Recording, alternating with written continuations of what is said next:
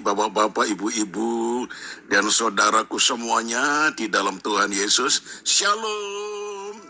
Saya percaya semua saudara dalam keadaan penuh dengan sukacita dan damai sejahtera, karena kita menerima kasih karunia Tuhan yang tak terhingga. Amin, saudaraku.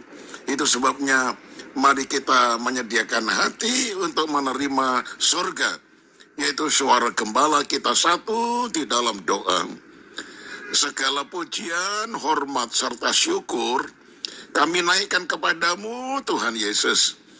Di pagi yang indah, tepatnya hari Senin hari ini, kami boleh bangun kembali dalam keadaan tubuh yang sehat. Itu sebabnya kami rindu menerima firman sebagai awal daripada kegiatan kami di sepanjang hari ini. Di dalam nama Tuhan Yesus, haleluya. Amin. Nah, saudaraku, tema renungan pagi ini yaitu lebih dari pemenang. Roma pasal 8 ayat 37 berkata demikian. Tetapi dalam semuanya itu, kita lebih daripada orang-orang yang menang oleh Dia yang telah mengasihi kita. Saudaraku yang kekasih, kunci mengalami hidup berkemenangan adalah senantiasa mengandalkan Tuhan di segala perkara. Ayat Mas tadi mengatakan kita ini lebih daripada pemenang. Itu bukan karena kuat gagah dan keahlian kita dalam pertandingan, tetapi dikatakan kita menang oleh Dia yang telah mengasihi kita. Tanpa Tuhan yang mengasihi kita, kita nggak akan mungkin jadi pemenang, saudara. Itu sebabnya harus bersyukur kepada Tuhan, mengandalkan Tuhan senantiasa. Nah, saudaraku, saya ingat ayat yang sangat luar biasa, yaitu Markus 11 ayat 23 dan 24 yang berbunyi demikian. Sesungguhnya, barang siapa berkata kepada gunung ini, beranjaklah dan tercampaklah ke dalam laut, asal tidak bimbang hatinya tetapi percaya bahwa apa yang dikatakannya itu akan terjadi, maka hal itu akan terjadi baginya. Karena itu aku berkata kepadamu, apa saja yang kamu minta dan doakan, percayalah bahwa kamu telah menerimanya, maka hal itu diberikan kepadamu. Nah, saudaraku, bukan berarti tidak boleh melihat kenyataan. Kita dapat melihat kenyataan dan menghadapinya, tetapi jangan sampai kita dikalahkan oleh situasi-situasi yang buruk yang terjadi.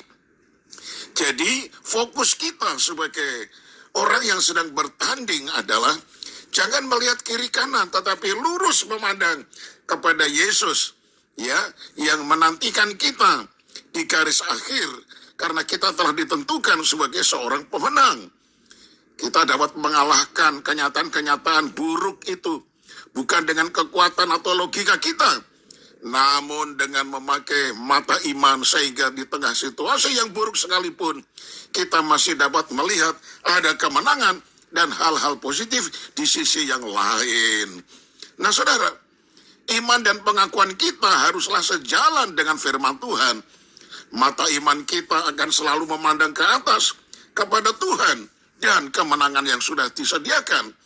Ibrani 12 ayat 2 berkata, marilah kita melakukannya dengan mata yang tertuju kepada Yesus, yang memimpin kita dalam iman dan yang membawa iman kita itu kepada kesempurnaan. Nah, saudara, iman tidak boleh terpengaruh oleh apa yang terlihat oleh mata jasmani, sehingga kita diam di dalam iman yang sejati. Nah, saudaraku, kita akan bisa menyatakan bahwa kita lebih daripada pemenang. Nah, saudaraku yang dikasih oleh Tuhan, Tuhan menegaskan bagi manusia hal itu tidak mungkin, tetapi bagi Allah segala sesuatu mungkin, yaitu Matius 19 ayat 26. Ini kehidupan Abraham. Imannya tidak menjadi lemah, walaupun ia mengetahui bahwa tubuhnya sudah sangat lemah, karena usianya telah kira-kira 100 tahun, dan bahwa rahim Sarah telah tertutup.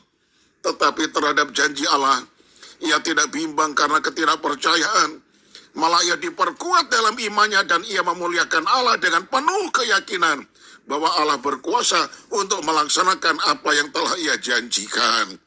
Roma 4 ayat yang ke-19 sampai 21. Saya tutup dengan kalimat ini. Iman dalam firman Tuhan tidak pernah memandang kenyataan-kenyataan yang dihadapi, melainkan mempercayai mujizat-mujizatnya masih ada. Dan di sana Tuhan sudah sediakan kemenangan bagi kita.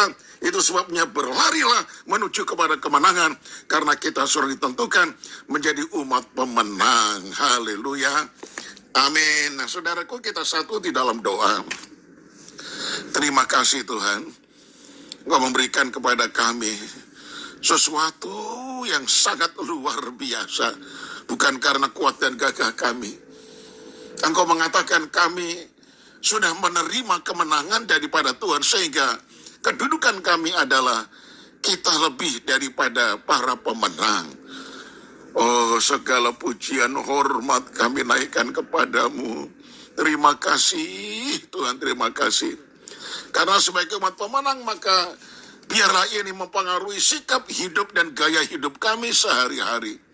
Kami menjadi orang yang gesit, orang yang betul-betul mempunyai suatu tindakan iman yang positif. Bukan gampang menyerah, gampang kecewa. Tetapi kami terus berjuang. Roh Kudus adalah penolong memberikan kami kekuatan sampai pada garis akhir. Dan kami menerima kemenangan yang Tuhan sediakan. Terima kasih Tuhan, kami menghadapi banyak tantangan di dunia ini. Masalah-masalah keluarga, masalah-masalah bisnis, masalah-masalah keuangan, masalah-masalah penyakit dan sebagainya. Ajar mata kami tidak tertuju kepada hal-hal yang itu, pikiran kami tertuju kepada hal-hal yang itu. Tetapi kami hanya memandang fokus kepada Tuhan Yesus yang sudah memberi kami kemenangan.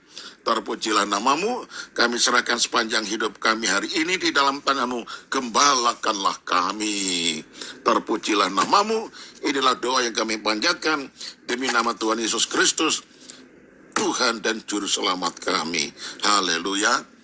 Amin. Salam saudaraku, sampai berjumpa esok hari dan tetap semangat.